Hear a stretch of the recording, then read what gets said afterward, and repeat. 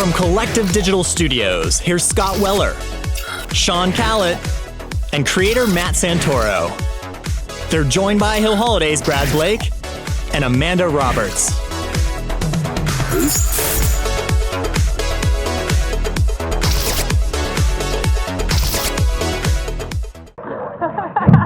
I have a camera on myself. It's entirely obvious. This is called vlogging.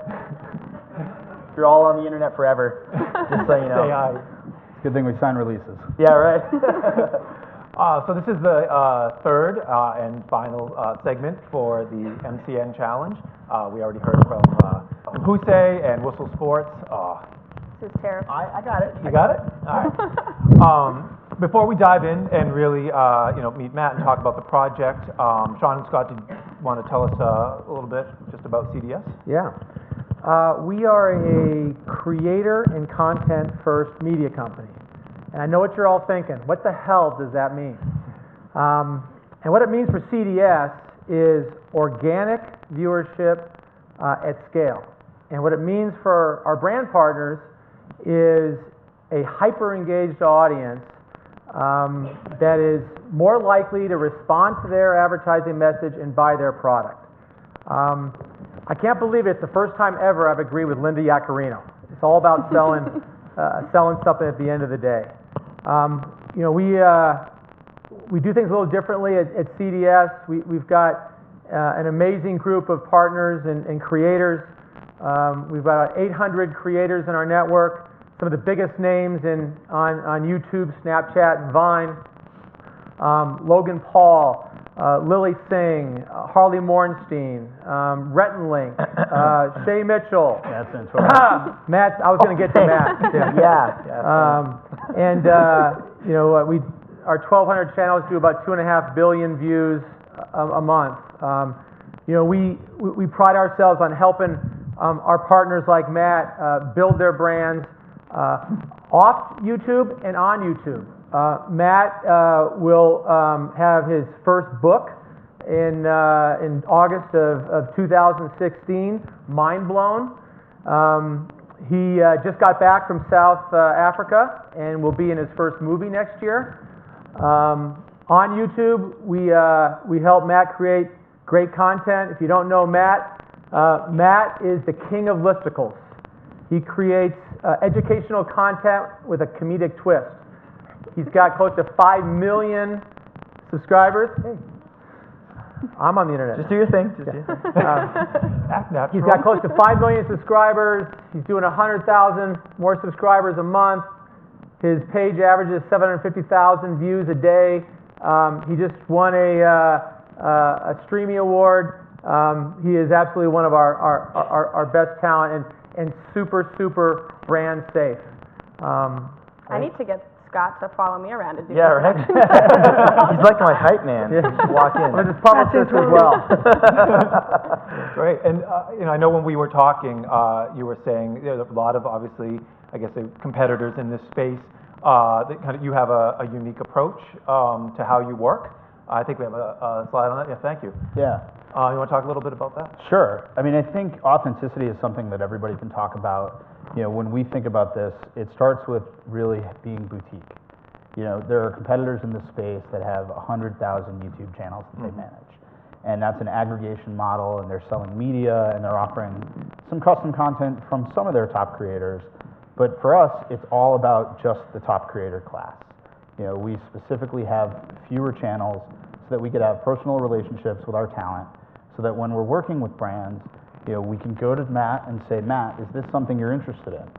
Not just, hey, Matt, you have to do this. Because Matt doesn't have to do anything. If he doesn't feel like it's right for his channel, he has every opportunity to pass. And I think that's something that a lot of brands have a hard time with, because in this world of authenticity being king, brands want authenticity, but a lot of times they still think, oh, you be your authentic self. Can you just say it like this? Yeah, sure. And that's something that we try and work both sides with the brand and the creator to help the creator understand the value of what the brand brings, and the brand understand how to let the creator interpret their asks in their own authentic way. Do you think that authenticity is So we've talked about different ways that people kind of rise to celebrity. It can be, through somewhat more traditional, like Orlando, or earlier with Paul, he kind of through Professional athletic career, professional yeah. athletic career, and then kind of turn more to these channels as these developed, or to do more with kind of that celebrity that they already had or were developing. Is there a difference? And I know you come from more kind of traditional media too. Is there a difference in working with people who came up through that, where it's really their authentic voice, than there is in working with someone who's more, came up through maybe a different traditional path? Absolutely. I think, working with somebody who came up through a more traditional path, they came up through a system, whether it be studios or networks or labels. A little more polished, Well, just where everything came with a different set of rigors. Yeah. And about social creators, and I definitely think Matt could weigh in here with a lot of value on this, but I think with social creators, they came up through a system that was direct to consumer. And they didn't need a studio or a label or a network to empower them to become a celebrity.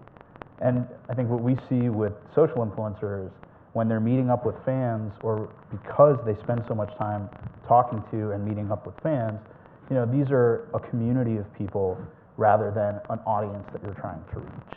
And the most important thing for a creator is not being inauthentic when it comes to what that community is going to want and expect from you.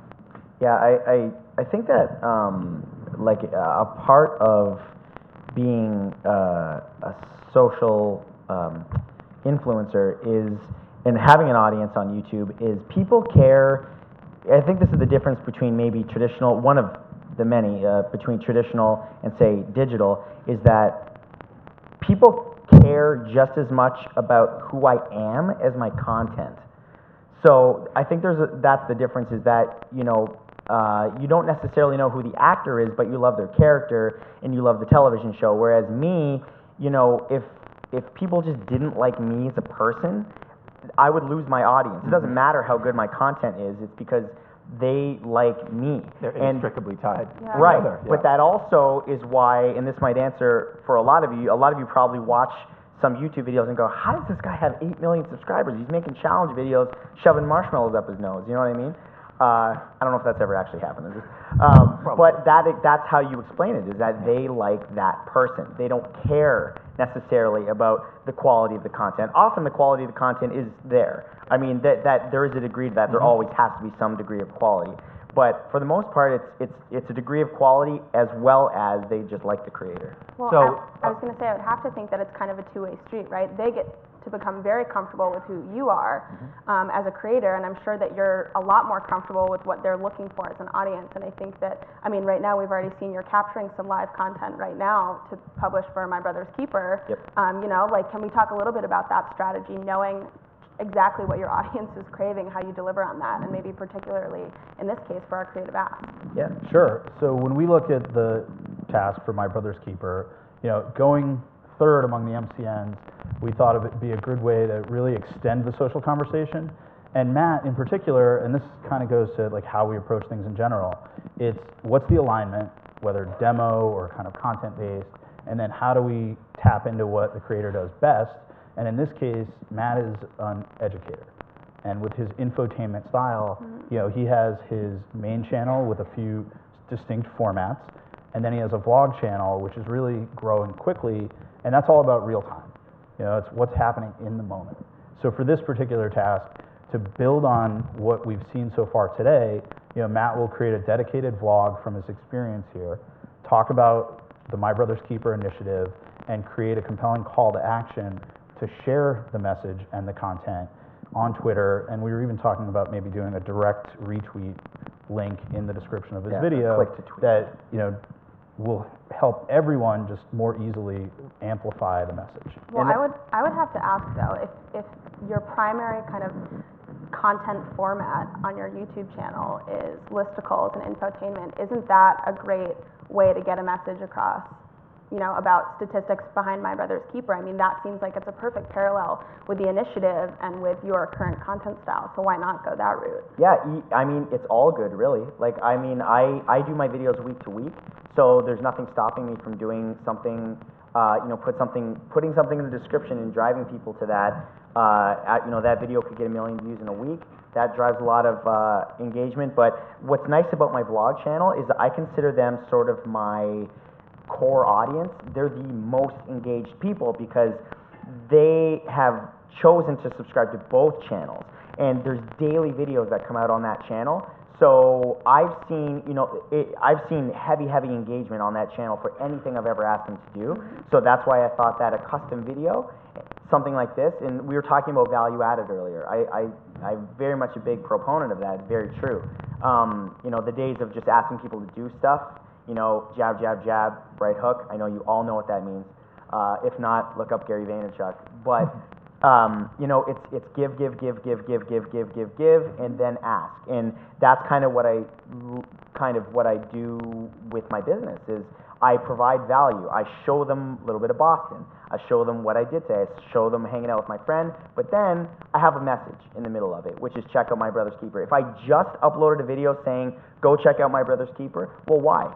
What value are you bringing to me right now? It almost feels like an advertisement, and I always want to stay away from that. I want to tell them why it's important to me, why, you know, we're here, why My Brother's Keeper is important. But I do that in a way that's like, hey, now on with the rest of the day as well. It's part of my day. This message is part of my day.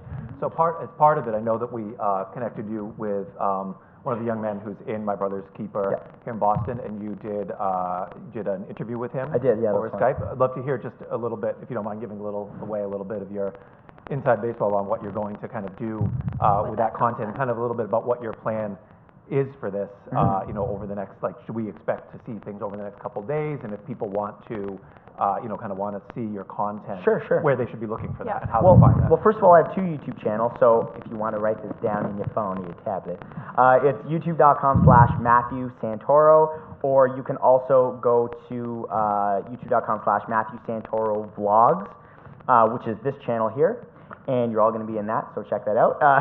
But yeah, that's what it's going to be. So we're going to take, you know, there's that interview.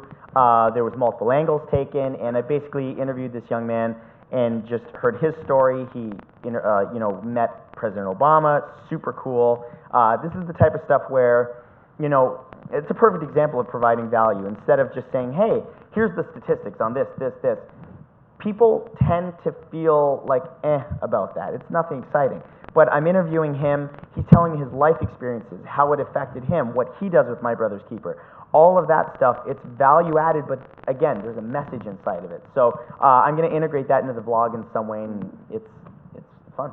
I think it's an interesting conversation, this whole relevancy versus reach play, when you're thinking about a campaign that's aimed at getting awareness, right? Because it sounds like the focusing on the vlog, it's to activate, you know, potentially a smaller audience, but they're a more dedicated audience, right? They've got a closer connection to your personal brand. Therefore, we're hoping that kind of parallels with the My Brother's Keeper initiatives and all that Absolutely, jazz. yeah. But for an awareness play, I think a lot of times the natural instinct is to think, okay, let's just reach as many people as we can. Right, So and it's important, and this is something that I live by, is it's not about width, it's about depth. So it's not about reaching as many people as possible, as many eyeballs as possible. It's not always about how many retweets, how many favorites can I get. Those are nice numbers to see, and we get really excited when it's like, ooh, the numbers, it's great. What it's really about is depth. What kind of connection are you creating with those individual people? So me responding to a tweet, one tweet, could be worth 20 retweets because I've now created a fan for life potentially. And that person, if I tweeted somebody individually and said, hey, you know, check, like for example, this is a good example.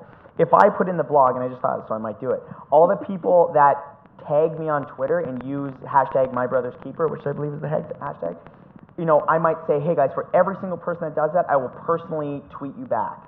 Now, watch the engagement that gets as opposed to me just saying, hey, just send out a tweet. So it's all about that engagement and sending, you know, a personal message And that's why I always get back to every message I get on Facebook, Twitter. It's about depth, not width. Well, it's interesting too, because all of a sudden that becomes a sustained engagement plan, whereas you come, a lot of the times when you're thinking about how do I create content and then support it, there's a content calendar that gets rolled out. There's content streams we establish, and it becomes a plan thing. But this, it's like there's continual opportunity. Yeah. We never really know when it's going to happen, but because you've got that connect, like, right, all of a sudden the channels for engagement are a little bit different now. Yep. And that's Call one it of the, engagement at scale. Right. yeah, that's one of the things that we were talking about with this is, you know, the YouTube vlog is the start of a conversation that will then continue on Twitter and potentially other social platforms and give everybody the chance to take part. You know, and as Matt and I were talking earlier about, you know, what do we do to program specifically for different platforms? You know, I think Matt had some really interesting insights about YouTube video versus Facebook video and about his audience behaviors on all of those platforms. We can talk about that if you want. Well, I did see a fascinating question from the audience about can I be an influencer? I think it went away. It was, can I be an influencer and still work in advertising? I think yes. I have over 2,000 followers on Twitter, so clearly. Right there. We're thinking about how much this has grown and changed over the last 5 years. You know, we said, I think, that you guys, I think, are 4 years old, right? Yep. Whistle Sport's about a year old. Who say 5 years old. They were the only one who existed when we started TVnext 5 years ago, and they were like 3 months old at the time. Where do you see this going? I mean, we've already started to see things happening with mergers and acquisitions and things like that, but where do you think, the 5-year question, from now, you know, what happens with these networks? I mean, we've already and seen a lot of celebrities? consolidation. You know, Disney owns Maker, AT&T owns Fullscreen, ProSieben owns, you know, 3/4 of our company. I think you'll continue to see that consolidation. I think cream rises. You know, I think the good companies, the companies that understand brands, that understand process, that are effective and efficient in how they do their business will rise up, and others won't. About on process, you know, I think if we think about how, you know, like this sort of relationship works, you have a brand, then you have, in our case, an agency, a creative strategy agency, an ad agency, then working with you, and then working ultimately to the person. Do you see, you know, do you see, is that a good system? Do you think that it could be more efficient? You know, I mean, ultimately, really what ends up happening between the creator and the actual brand, sometimes there can be one or two or more levels between that, with multiple people kind of weighing in. You know, how do you see it work best in those situations? I mean, just having an influencer so far away from the brand, like, what does that really mean? And for you too, Matt, like, how has that changed for you? Because I'm sure it's, you know, Can working. you condense that at all? Working with CDS, what kind of additional value does that provide for you as a creator when you could look at that We were and just say, talking about this, when you could look at that and say, well, it's just one more step away from the Are we brand. good? Yeah, we're good. I mean, here's the thing. With MCNs, in my personal experience with CDS, you know, yes, they bring me brand deals, and I guess we could focus on that. But one of the things that they also bring me is a lot of value-added things, like opportunities to go to South Africa and be in the new Resident Evil movie that's coming out next year. Like, that's something that's kind of a qualitative, not a quantitative thing, but they bring both sides. So they bring me these really cool opportunities. I'm here. This is a cool opportunity. I got this from them.